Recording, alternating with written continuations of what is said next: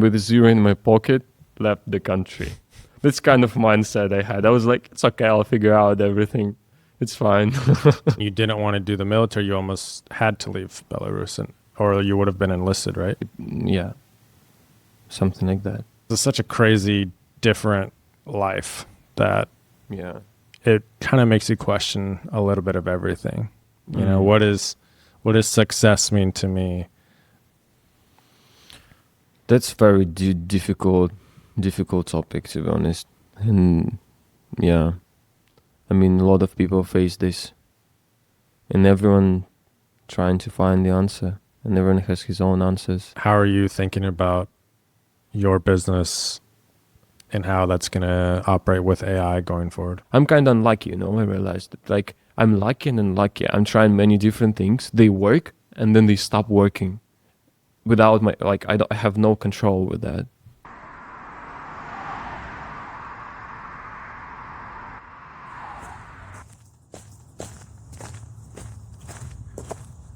Well, I have a really important question to ask you to begin. Okay. Have we had our pancakes yet today? No, not yet today? no, not yet today because I woke up too late. But I did yesterday in the evening. When I came back around 12 and I still made the pancakes and then went to bed. Okay, perfect. Yeah. So we'll have it maybe after the podcast or something. Yeah, I would for sure. I will. Yeah. Okay. Because it's how many days like in a row right now? I don't know, to be honest. Maybe like 2 months already. To be honest, it was so long. So, yeah. Kind of like that. Sorry, I had to put that on do not disturb people messaging. No, because ever since we've been here, you've been on a pancake streak. Yes, every day. So I think I'm as invested as you are in this pancake Yeah, I streak. even sent you a picture. Even though I haven't received any pancakes, just pictures of pancakes so far. But you've never mentioned that you would like some. Maybe on the going away party for us, we can have some pancakes. I'll remember about it next time when I make it. Maybe today. You'll get some. Do you prefer with Nutella or like... Ooh. Sweet? I mean, we can mix it up. Like, I like a bit of everything, you know, just the butter and syrup is great. Sometimes a little banana and peanut butter. Peanut butter is very American. Yeah, okay. Yeah. But you just got back. You went to Kuala Lumpur for like a visa run, right? That was your first time? Yeah, that was my first time in Malaysia in general. It How was was it? nice. I tried to like do as much as possible in one day. Yeah, so I visited some places. It was nice. I mean, but I don't think that I would like to get back again. I mean, be there again. It was just, kind of Bangkok. Maybe cleaner, but Bangkok, I like it more, I think. Okay. Yeah. Okay. Did you eat anything special? Actually, I or did, something? on the way from the airport, when I just came there, I was like talking to the taxi driver and I was like, bro, can you recommend something? Like the best Malaysian food you can recommend here? And he said like, this place is so good.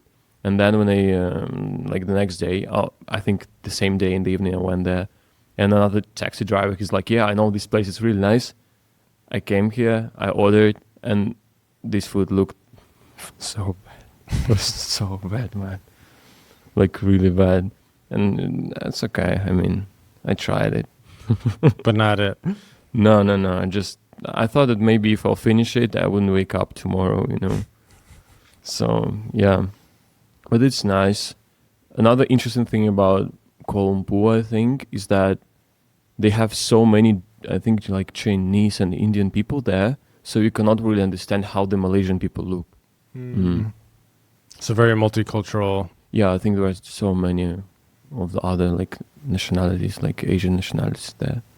Interesting. But my guess is that they are kind of like, like Thai maybe, like dark skin. I don't know, really, I don't know, because so many of them are like Chinese. Yeah.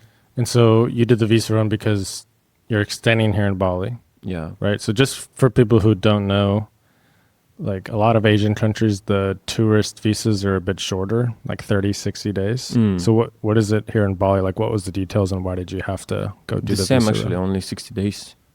Yeah, but the process is very simple compared to like Thailand, for example. And but actually like Malaysia is also easy. like in Vietnam as well. Yeah, but at some point it feels much easier than in Thailand. Just open new one, come back, and that's it. No questions on the border. They don't really care. Yeah. Yeah, we did we had a 30-day visa or 60-day in Thailand. We had to do another 30 days.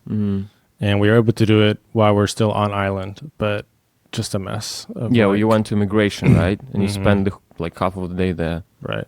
Yeah, and on the island it's fine, but when you're in Bangkok, the immigration is there is like crazy, and it takes so much time. Yeah, and you know, like I only have that much pages left in my passport, and each stamp in Thailand is like the whole page. One page is just one stamp for 1 month. That's crazy. Yeah. Here they just put a sticker. Yeah. Yeah. I did have a long day here as well. I made the mistake. Well, I was sick the night before. So instead of getting there early, I got there at like 9:30, 10. And by then it was so many people there. I think just in my queue for the immigration, I had 140 people in front of me. Here in Bali. Yeah. Yeah, but there's still not that much. I mean, the last time I was there, it was also around like 100 people ahead of me, but it still went like maybe hour and a half, maybe 2 hours. Oh, you got lucky because I had to wait. It like went till they took a lunch break, and then after. Ah, really? Okay, so I think, yeah, you had to wait for the lunch break. Yeah, I got there probably around 10, and I think I left around 2-ish. Yeah, I see.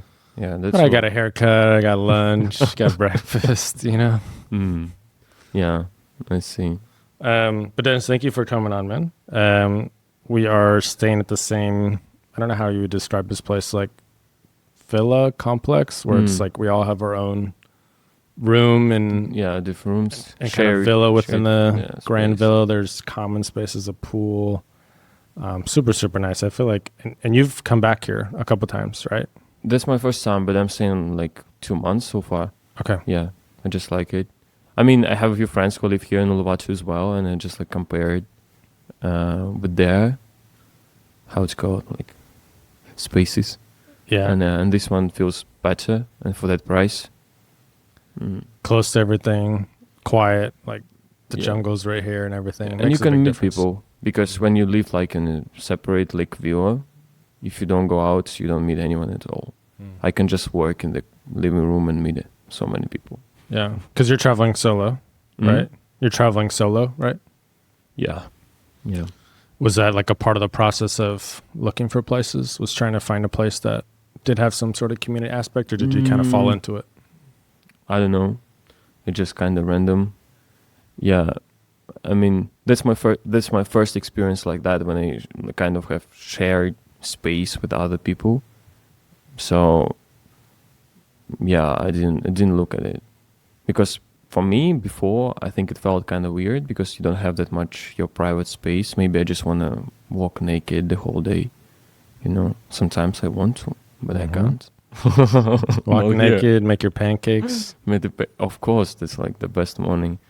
Yeah, but I like it. Yeah, you know, mostly when I want to meet people, but actually you need to meet people, right? When you're alone all the time.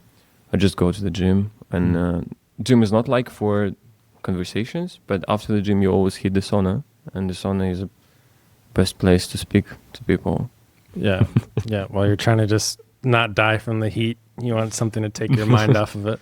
Maybe, I don't know. I think I developed this kind of thing when I get inside the sauna. I don't know, something inside me like, I need to talk to this person, I need to talk to him like so much. And I cannot like, how to say, like, just sit still or whatever. Yeah, I cannot sit still, yeah, for sure.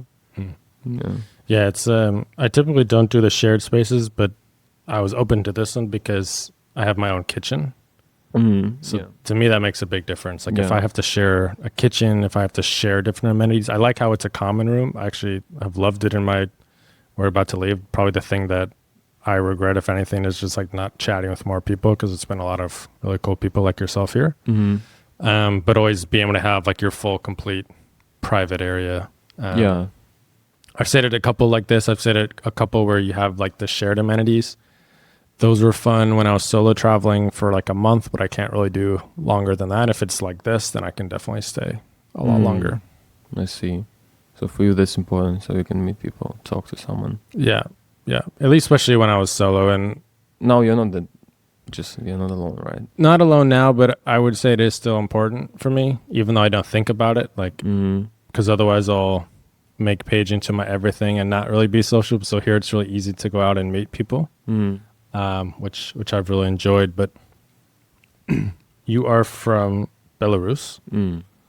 I feel like, most people listening, they definitely cannot point to Belarus on a map, much less, say much about it. Mm. Can you just give generally describe? I mean, it's next to Russia, Ukraine, Poland. Yeah, you generally described it already.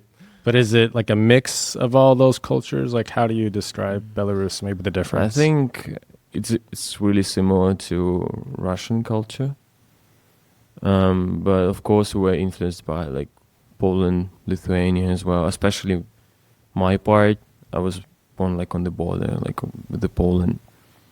Yeah, but I don't know, to be honest, what I can say about it. I mean, I lived in Poland for so long now, and like nature, it's kind of the same. Like, basically, people may be a little bit different, but I don't know. Like, I'm not Polish. Maybe Mhm. that's why I feel like they're different.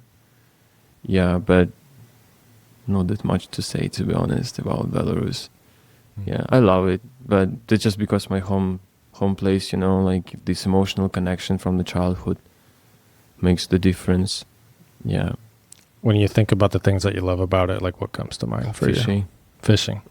Yeah, I mean because the cities, like I don't know, I think I cannot call our cities cities. They're like towns, and because of that, like most of the territory is just like forests and hills, fields, and that's so nice. I mean, I love nature, and if you want to go like on a walk, you just have sit on a bicycle, even though you're inside the town, like 10 minutes, and you are outside of the town, and like just nature, and I love it really a lot.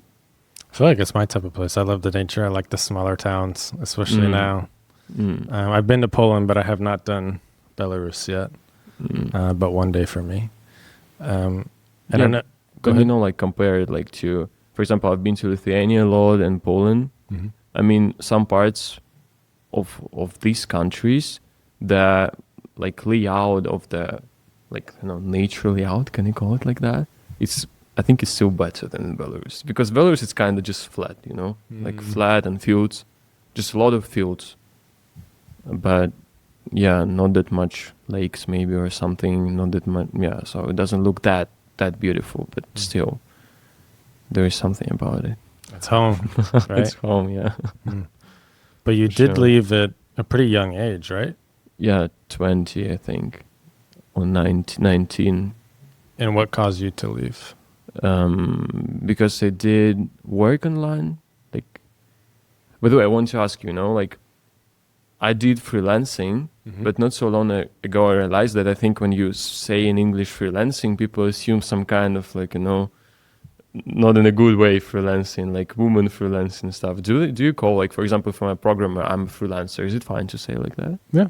Yeah, Mhm. okay. So I did freelance, like programming. Yeah, so I've been studying at the university, and like kind of like it's too difficult to work and study at the same time. And then when I graduate, I'll need to go to the military for a year and a half, which when you are at the age 19 feels like infinity, like so long. Like you're just 19 and a year and a half, you gotta stay somewhere and then like dig something there. Yeah, it's kind of, I don't know. So yeah, I decided to just leave the country, quit the university and leave the country. That's it.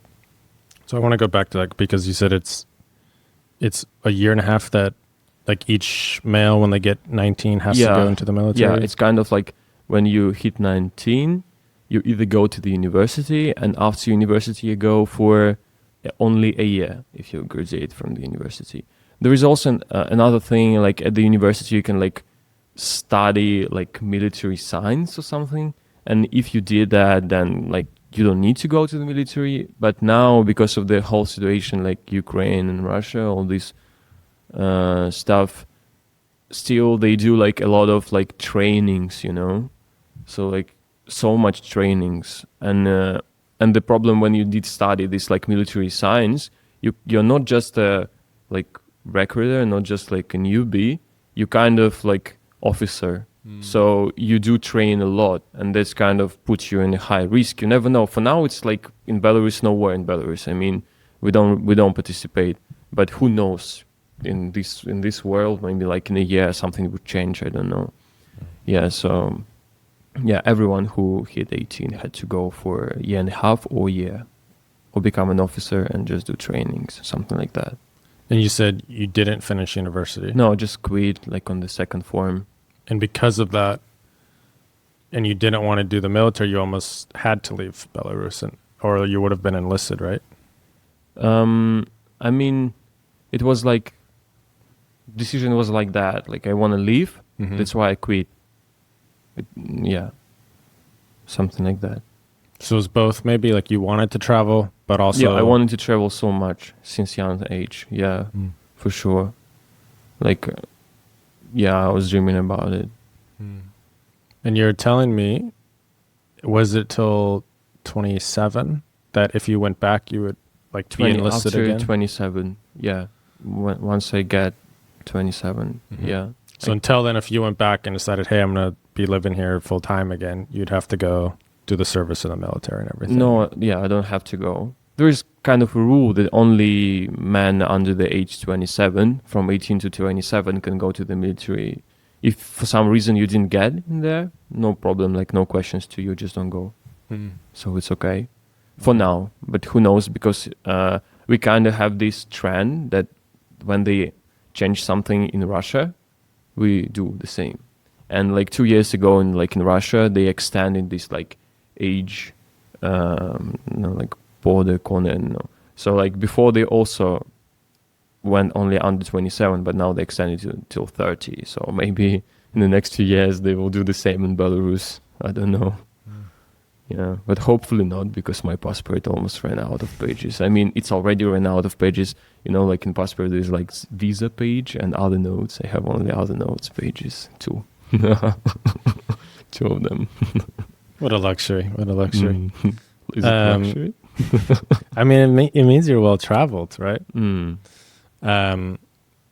And so, okay, 19, you decided to leave, and kind of a mix of the military, but mostly wanting to travel.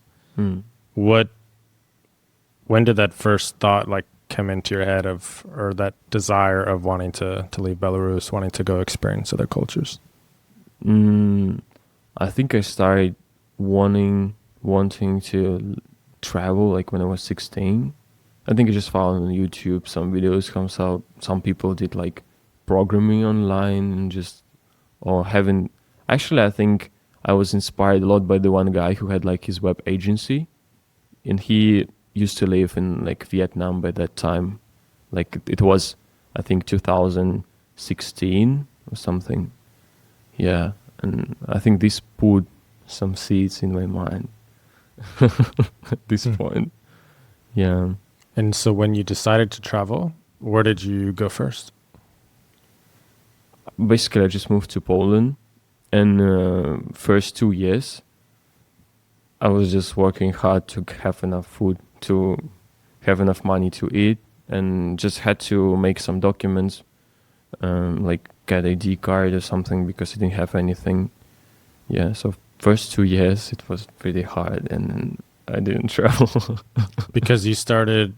When you left Belarus, you also started the freelancing. Like I started a bit before, like a year before, but it was just, I know I was very young. I just started. I didn't really earn any good money, just something a little bit. And like before I left my country, I think I had kind of, I'm sure you don't know, but kind of in Belarus, average salary is like, I don't know, like $400, And so when I was still like starting, I made my first $1,000 a month or something. Wow. And I made this $1,000, bought MacBook for my mom, and with $0 in my pocket, left the country. This kind of mindset I had. I was like, it's okay, I'll figure out everything. It's fine. Wow. I didn't really think long term, I didn't really think enough. kind of risky stuff, risky way. Yeah. And you said it took a couple of years before you kind of got settled with the freelancing, before you got a level of stable income, would you say? Yeah, something. Actually, yeah, I don't know. I think so. I mean, I did had the short travel to Ukraine the same year when I moved to Poland, like in a few months.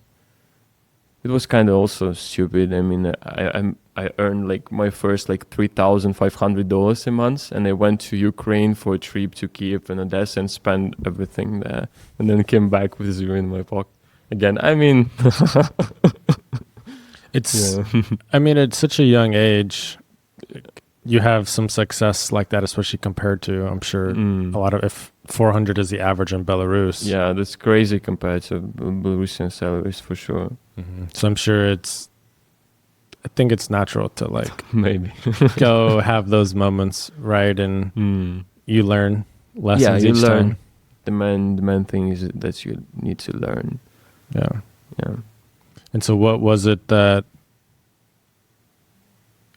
like, when did you, so it was a couple years you were in Poland. When Yeah. did you start traveling? Kind of what was like that course like to be able to get comfortable enough in the freelancing, maybe not going to spend all the money on the weekends, like be more disciplined with that, to be able to start kind of that travel dream? It's hard to say now, to be honest. No, maybe like 2022 or 23. Yeah. I think in 2023 I had like the very first, like my best trip to Thailand. I mean, this is the first time I went to Asia, and it was Thailand, and I planned for a month. I stayed for 4 months. It was so nice and kind of crazy, mind-blowing, I think. You know, I always, when I remember this first feeling when I came there, it just felt like I was there in Poland, then I just fell asleep, and I woke up in different reality, you know, like completely different, something that I've never experienced in my life. Yeah, it was really nice. So love at first sight, would you say, for the travel part? Yeah. Yeah. Any like specific moment that comes to mind of those first few months that really cemented, like, this is what I want to do? I don't know, everything, how everything looked, how, you know, the air like smelled. Actually, it smelled bad, but how it smelled, you know, like it's hot, this hot heat, the very first hot heat when you get out of the airplane, and then all these, like, I don't know, like broke buildings, I don't know, like, which look really bad, but it has something in them, and these people who are just, I don't know, like selling some street food, and you just, I think the most memorable when I just went out from the airport and took a taxi driver and just went to my place, and I've been like looking around like, wow, it's so different, so interesting. Yeah. That culture shock. Right? Yeah, Like when you culture first shock. experience some major culture shock, Yeah. I think it can separate people. Some people like stay shocked and they want to leave, and they never Never maybe- come back. Yeah. never even let themselves like fully experience it, right? Mm. Like they go to a place like Thailand, but they do all of the Western, you know, the Western hotels and the experiences, and try to kind of force their culture within it. Or you do the other where you have the shock and you're like, wow, this is a crazy different life. And you learn things that maybe you don't love about it, maybe you do, but it's that newness that can be quite exhilarating, I think. Yeah, that's true. How was it for you? I mean, when the first time you came to Asia, and how did you feel about it? So I came to Asia after university. Mm. It was like my 2.5 week trip before I started working with my ex. And yeah, similar. It was also the first trip that like I fully planned, because I would travel with family or something like that. And the couple times I was abroad, and just magical, like the things that you can get. I didn't have a ton of money. I had some internships. So it was, you know, trying to be on a budget, and the crazy places you can get while on a budget in Thailand, right? Like we had a bungalow in Phuket facing the ocean for like $40 a night or something like this. The street food, the smells, like all the different things. They're just, this is such a crazy, different life that Yeah. it kind of makes you question a little bit of everything. You know, what does success mean to me? Because in the US, success is status, it's money, it's the things that you have. But does that equate into happiness, where you see these people selling street food, or these people that don't have a lot, but they smile all the time? Yeah. I think it kind of forces you to ask these questions, and it was a very powerful experience for me, for sure. I see. You know, I think one of the reasons why I loved it so much, because I don't know if you have it in US, but in Belarus, when you're a kid, it's pretty common to send your kid to the grandma to the village. And village is like literally village. I mean, the house of my grandma in village, it's, you know, like 200 years old now, you know. And not 200, like 150, something like that. Yeah, and so I spend a lot of summers. I mean, in Belarus, it's pretty cold during winter, and I know there is like only 3 months of warm. And all these warm times I've been to like village, you know. And when I first came to Thailand, my first, like when the first time I've been there, it was like Koh Samui, so I haven't seen Bangkok. I just saw just the village, and I think it just reminded me about my childhood, because it just was kind of the same. Because village is also like, there is nothing fancy. It looks also very kind of dirty, smells, because there are cows and all this stuff, you know. And you also don't give a fuck what you wear. You just wear some shitty slippers and that's it, and the shorts, right? Yeah. It's interesting how we pull those parallels, isn't it? Because if you take a step back, it's like you're comparing your village of your grandma in Belarus to Koh Samui. Yeah. So it doesn't seem like they would be at all the same, but the fact that they are the same when they pull those different memories, that's why it's powerful for you. It's a very interesting concept. Yeah, they're fully different, but the way I feel is kind of similar. Yeah, for sure. And so you started freelancing, you started traveling. It sounds like you fall in love with it pretty quick. Yeah. Was it then that you were going to be like, okay, I want to try to, travel full time? Was that just like let me just try this out and travel for like a month and see how it is? It never was a goal. Travel for me is more, I think at some point I realized that I stay in Poland, but the weather is like most of the time, and I feel bad. When I feel bad, I'm not efficient. And I was like, okay, I should try to change something. I should go there. And at some point I realized that like when I can just change the picture behind my laptop, and doing this simple move, I can support my productivity, you know, like support my mental health or something. At some point, I also thought about actually that it also feels like am I trying to escape, you know, something, but still, I think it was about it for sure was about that, because I just wanted to be productive, wanted to work a lot, like trying to achieve my goals, and they just helped me to keep it. Yeah. Why do you think you questioned if you were trying to escape? Like, was there something? Yeah, that I was thinking like, why do I come to a nice place? For example, I used to stay like in Spain for a few months. I just came to Spain. It's like refreshing. I have a lot of energy. I do work a lot. And then like in 2 or 3 months, I already started feeling kind of similar how I felt before I came to Spain, you know, like exhausted or something. I'm not that much inspired anymore about the things I'm doing, you know. And then again, I just changed the place, and it's like fresh start. It feels nice, feels inspiring again. And that's why I was questioning, like, why? Because when I was in Poland, I could kind of like understand, because just bad weather and no sun more than half of the year, that influence you a lot. But here in Spain, it's nice.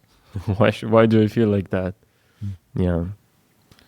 One thing that me and Paige have been talking about lately is a little bit on this, where it's almost like traveling can call you out in the sense of you can say, I'm not happy because of this, because of that, because of the weather, because I want a better gym around me. I want a community for yoga. And then you travel to that exact thing, like Bali, where it has beautiful weather every day. You have epic gyms, you have all this yoga. And then you get there and you're like, I feel the same. What is going on? You know? So it can really, I think, call you out maybe on sometimes we like to delay our happiness or pretend like our happiness is pinpointed on this one thing that we don't have, where actually it's other stuff deeper inside, whatever it is. But it's easier to say it's this thing that we can't have. But then when you start to travel, you actually can have that. And so it's this interesting thing of, I think it causes you to ask some deeper questions sometimes. That's very difficult topic, to be honest. And yeah, I mean, a lot of people face this, and everyone trying to find the answer, and everyone has his own answers. Yeah. Now, for your story, you continued freelancing and you eventually had enough success where you've created an agency, right? Yeah. Can you kind of walk us through that story from just solo freelancing to the agency? So I've been working like online as a programmer, and I built up a really good portfolio. I was kind of lucky at some point because I used to work with good projects. By that time, it was like crypto projects. It was like really boom for NFT projects and all this stuff. And yeah, I built a really amazing portfolio. And I mean websites. I had just websites in my portfolio, and I reached kind of like, you know, there are like freelancing platforms like Upwork, for example, and there is one like in Russian-speaking society, and I was just like top 30 or something there in a few years. And just from there, I started getting a lot of clients. And I started thinking like, maybe I can earn more money if I'll start delegate part of my work, yeah. So I started trying this out. Can I ask a quick question? So I haven't used those platforms like Upwork and stuff like that. I've obviously heard a lot about it. I know a lot of friends do it. Why do you think you were able to rise like to the top 30? Because I'm assuming when you get to the top, it's exponential in how much more work that you get. Do you think it was just your aptitude for doing a ton of work? Like, is there a game to those platforms at all that you figured out? I think about these platforms, the thing about these platforms is about almost, I don't know, like many different types of businesses. They're just a kind of system that you just follow without thinking too much. And it just takes time. If you want to start a YouTube channel, you want to start a podcast channel, you just do 100 podcasts without thinking too much. If you think too much, you'll more likely give up. And in 100 podcasts, you'll get to some thoughts, you'll get some knowledge, you'll start seeing trends, because by the 100 of podcasts, you will do so much of the research, you know, kind of like you will feel this niche, this market, this idea, I know. And the same is here. Just kind of like at the beginning, you don't have anything, right? So you just work, you take any job, just take as much job as you can, you do it. Then you start building up your portfolio slowly. And the better your portfolio, the like more chances to get better clients. That's it, like really simple, and just takes time, you know. So yeah. So no shortcut to the top, you're saying? Yeah, just a shortcut to the top, but it just takes time because, like, yeah, it just takes time. Yeah. Yeah. And what was the point that you decided to go from freelancing to hiring somebody? And like, were you going back and forth on that decision? You know, now it's hard to remember, but I'm pretty sure that I felt kind of like it's difficult to hire someone, the work would be done bad way or something. Yeah, so I think I went for some time I went back and forth. I tried hiring someone, then I was like, no, it doesn't really work. Yeah. And I think the decision I made at some point, I remember I just posted on my Instagram, I'm looking for someone who want to learn programming. And I just took some friends of my friends or like some other people who answered and teach them. It's not a shortcut, actually. I think right now I would just hire some freelancers, pay them just a little bit, and enjoy my margin. Yeah, but by that time it was interesting experience. I kind of spent a year teaching them doing the same what I'm doing. But it's nice because I kind of like formed them just specifically for me, you know. So I remember that at the beginning I was kind of scared to tell my clients that I'm like delegating this stuff. So yeah, I was like working on many projects like me, but not me, you know. Mm-hmm. Yeah, it was fun. I feel like there's a lot of mental battles there that you have to go through of not only telling the people, but then if it's not to your quality, how much do you let them learn on your own versus, and you, or you just fix, or you tell them what to do to fix it because they're not ever going to be maybe as bought in as you, as like the owner of the company. I mean, how do you manage that day to day?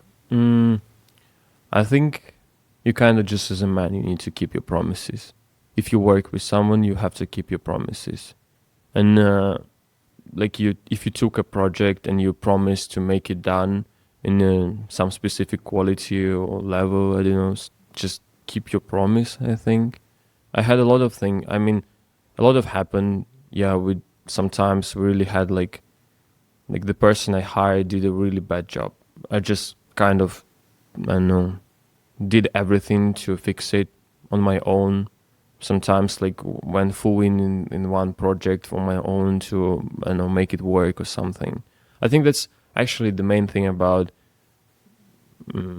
creating any kind of business or freelancing or in general, like making friends when you travel, right?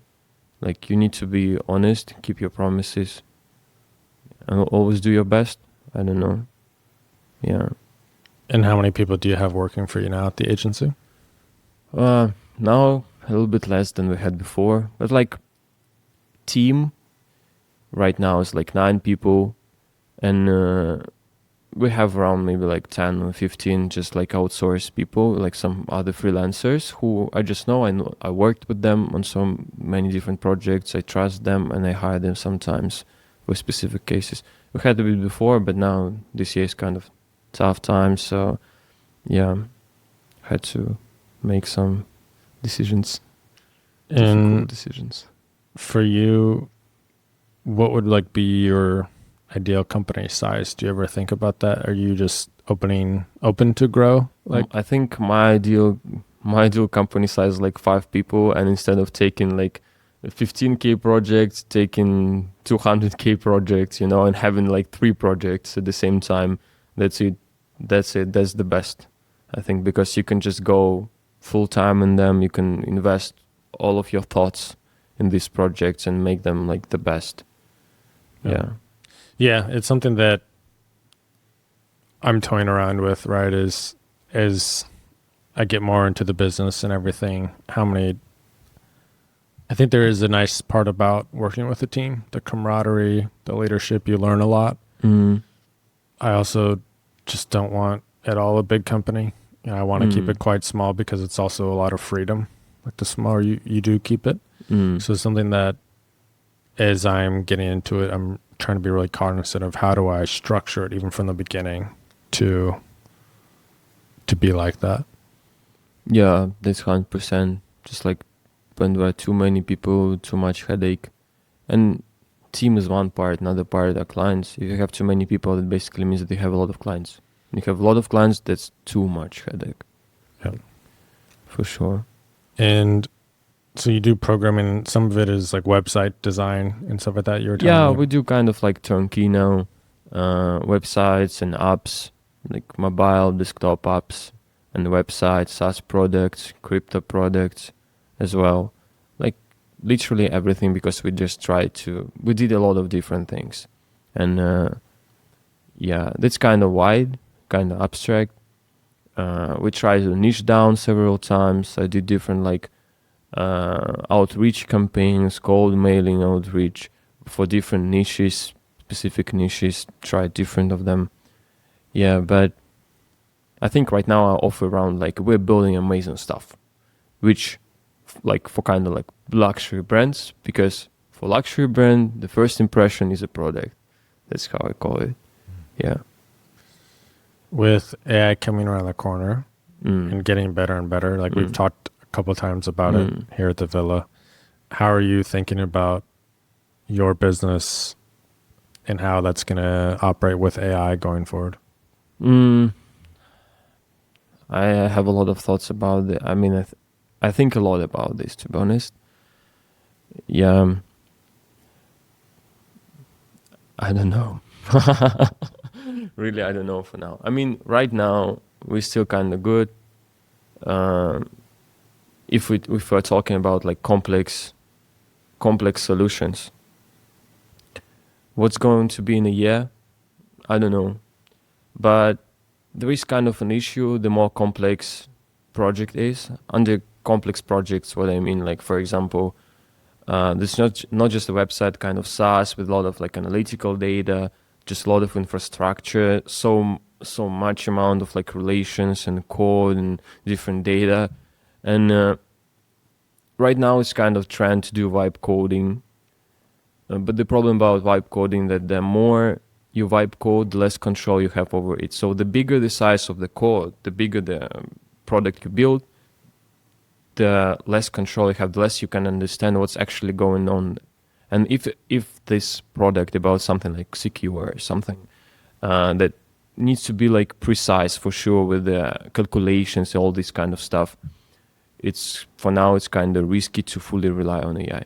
I think is that, for example, if we're talking about what projects I did like a few years ago and what freelancers do, if this just like kind of corporate small websites for different kind of businesses, cafes, I don't know, like even maybe stores and like small simple stores, this kind of service would be like very cheap for sure. It's already becomes way cheaper. It's because founders can do on their own. They don't really care about is it like so like premium enough, or at the end of the day they're just a simple website, even application, also like simple application. Yeah.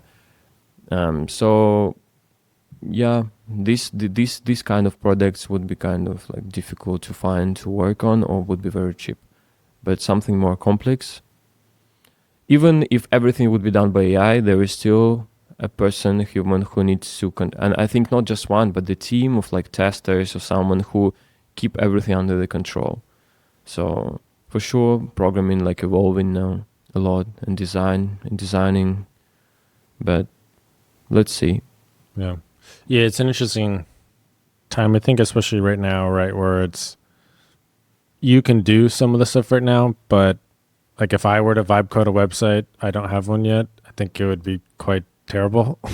I think you can do like with a Cloud Card pretty solid website and enough for your needs. You know. Yeah.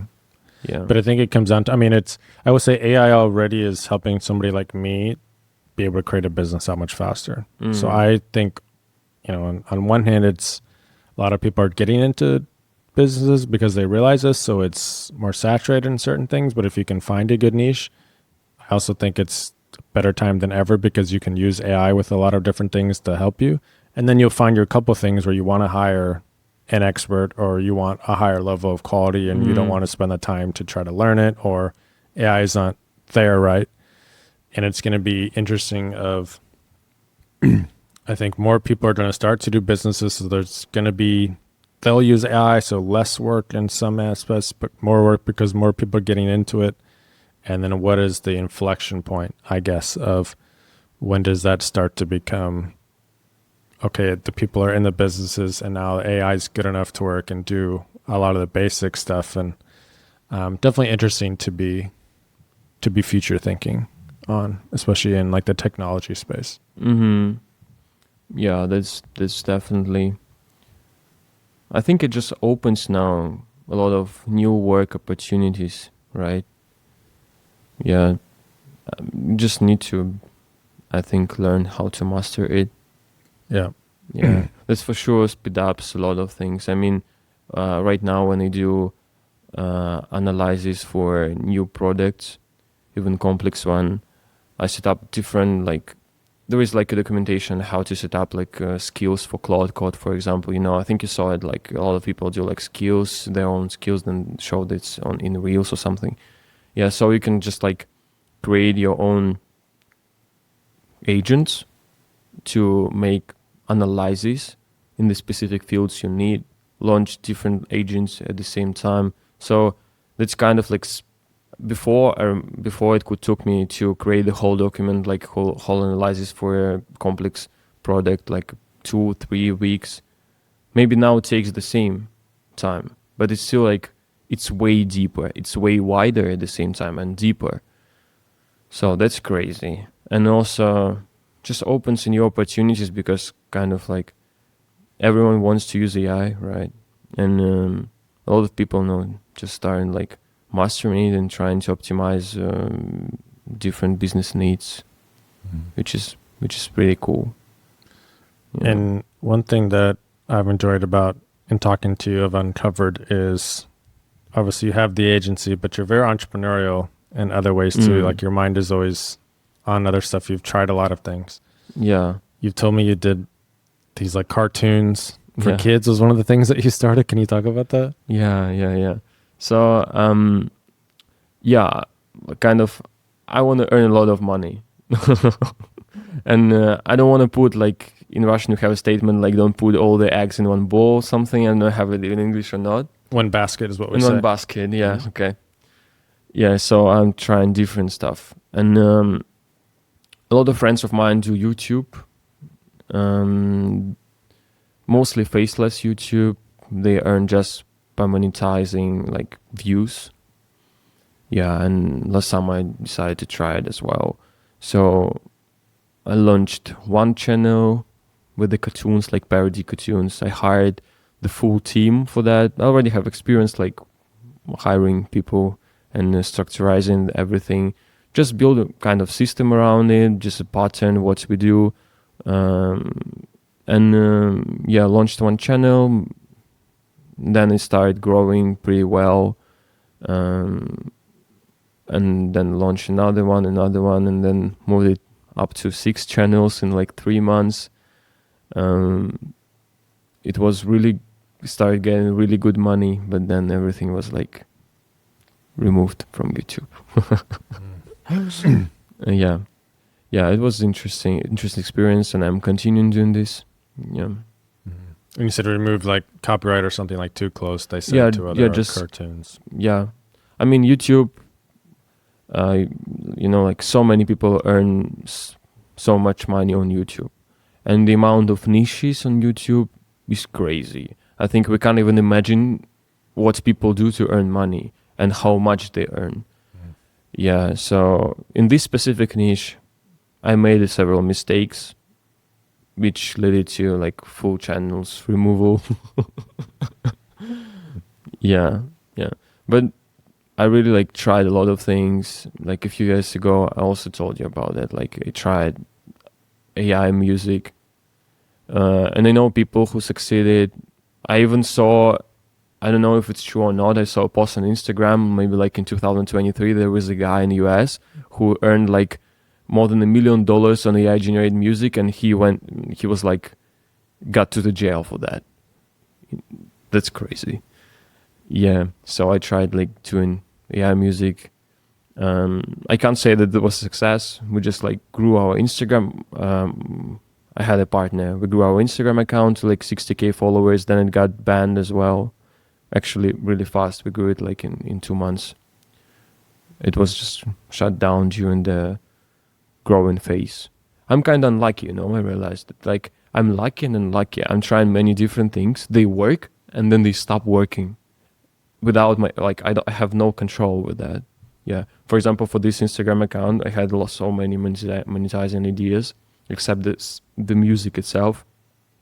And I just posted like a Queen concert from like 2000s or maybe earlier. I think it was a really bad quality. He was just like performing on the stage, and Instagram decided that's a new like nude content, like 18 plus, and blocked my account for that.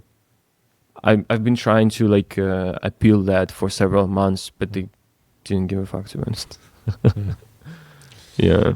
It's crazy with these platforms where you think you own your brand and everything, but at the end of the day, it's up to these platforms, and they can ban you for ever or a couple days. But if your whole life is like depending on it, it means a lot, you know. Yeah, that's true. That's true. But it's not only about the platforms. I think that's about many things.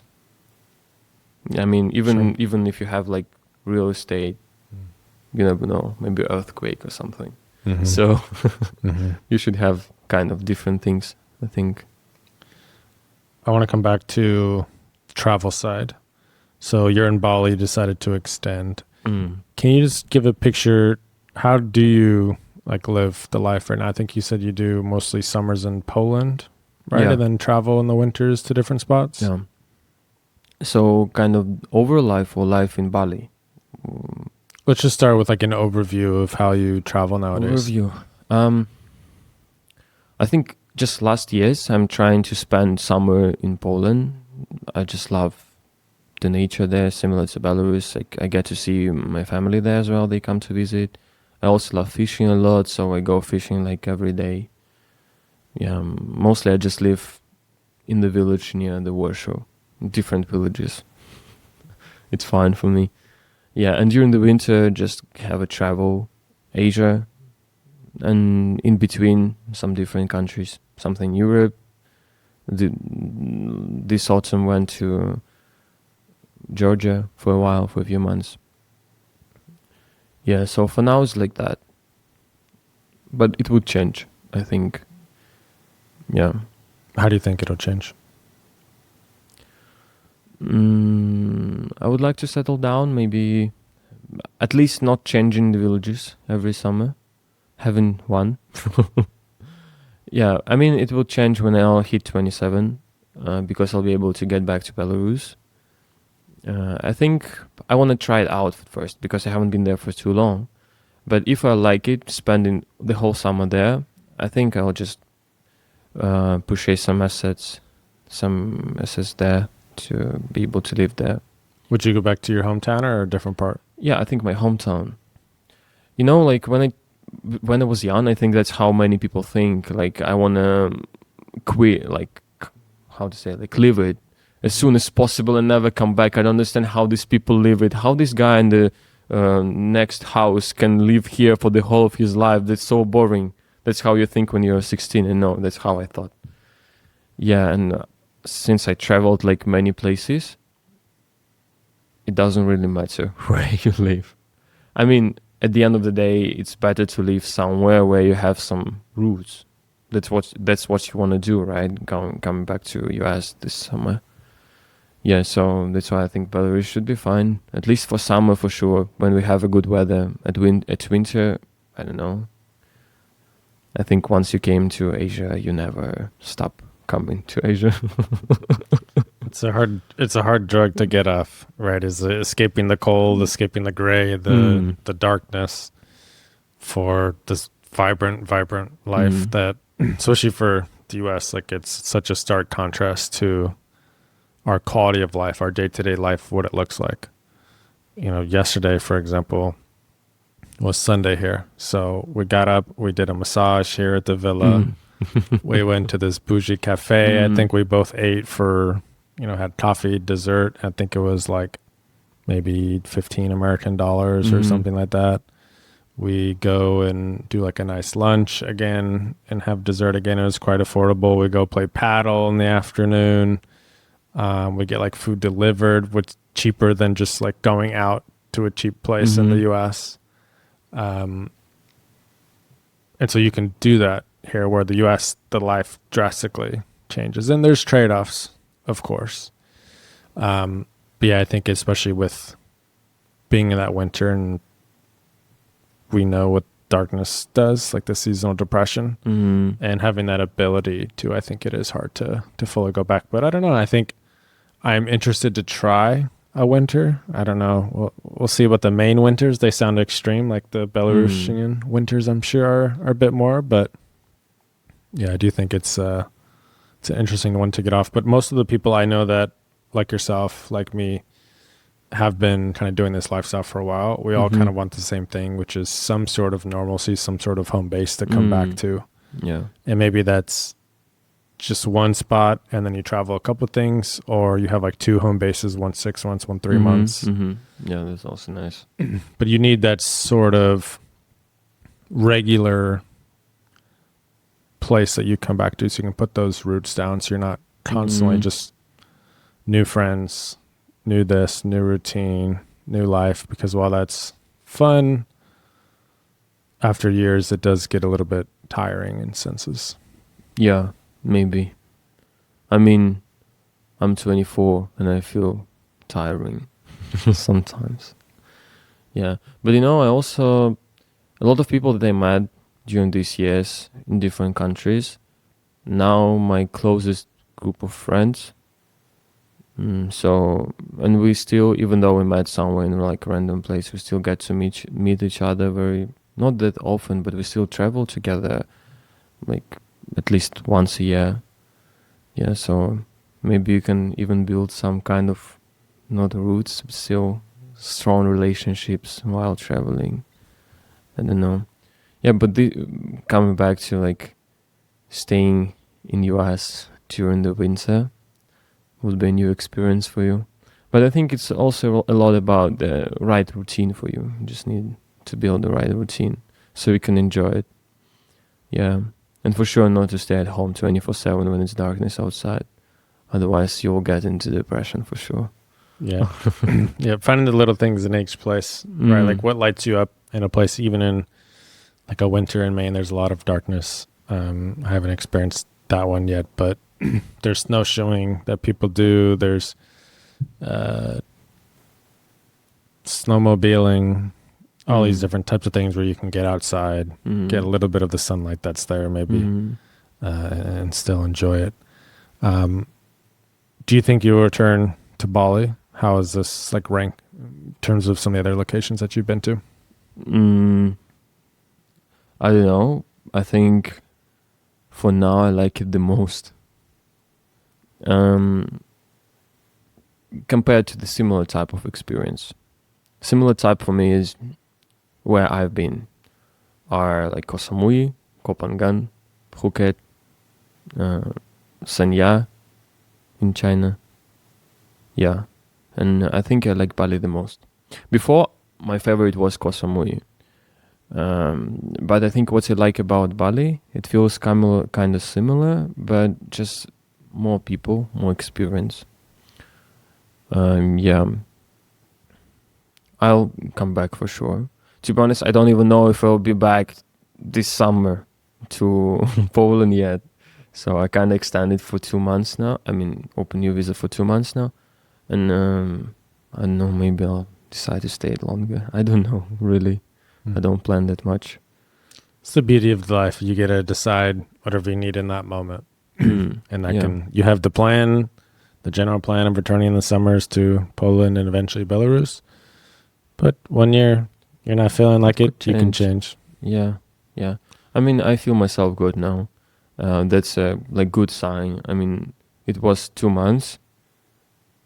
And I'm not just feeling good, I feel like amazing, I kind of have a lot of energy to do everything I want, work-wise, because everything I do in my life is work.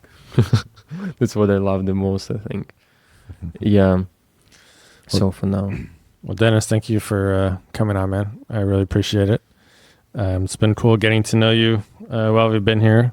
You're often, when I'm going to start to wind down, you're still working over there on some sort of call with the team. But I appreciate you coming on and sharing your story. I always love hearing people, especially from, again, a country that most people have no idea where it is or anything about.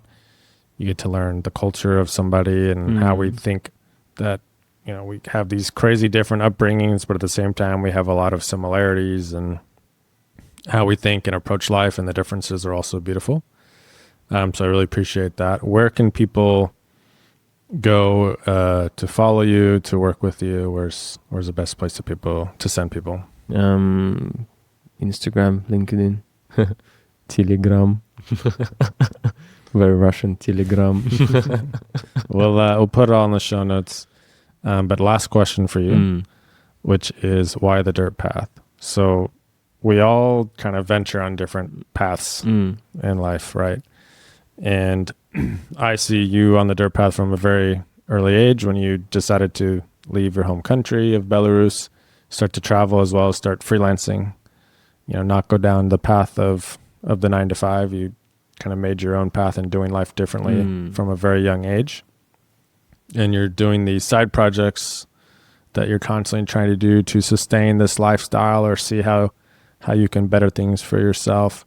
You're traveling in your own ways. So all of that, though, because you're doing it differently, it's a lot harder than just following the same path that most people are on, right? Following, I'm just going to be in a 9 to 5 my whole life. I'm just going to be in my hometown my whole life and not leave and get other experiences.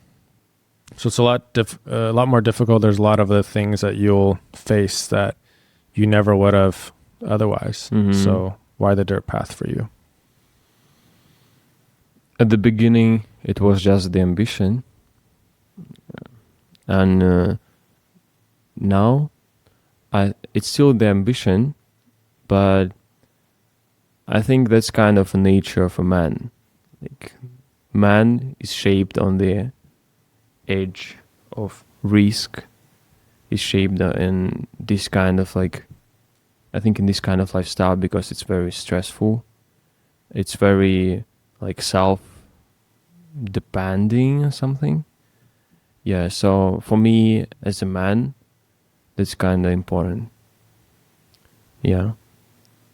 Beautiful. Dennis, I appreciate you, man. Thank you, brother. Yeah, thanks for coming on. Спасибо. Thank you for listening to another episode of the Dirt Path podcast. You can find any links to support or follow today's Trailblazer in the description below. If you got this far and really liked today's episode, it would mean a lot if you could give us a 5 stars wherever you found this podcast. Subscribe and like on YouTube. And email us. Email us at thedirtpathpodcast@gmail.com to give us feedback, to give us an update of you on your own dirt path, or to send us questions, as we might be doing some Q&A episodes in the future. All right. We'll see you next time here on the Dirt Path. Saw the exit sign flash by, a whisper in the breeze. Said take a chance, don't wonder why, just follow where it leads. Oh, the dirt path, it ain't easy, no map to guide the way. Slow and hard, sometimes uneasy, you stumble through the clay. No signs to tell you where you're bound, no traffic to obey. But every step on broken ground builds something great someday.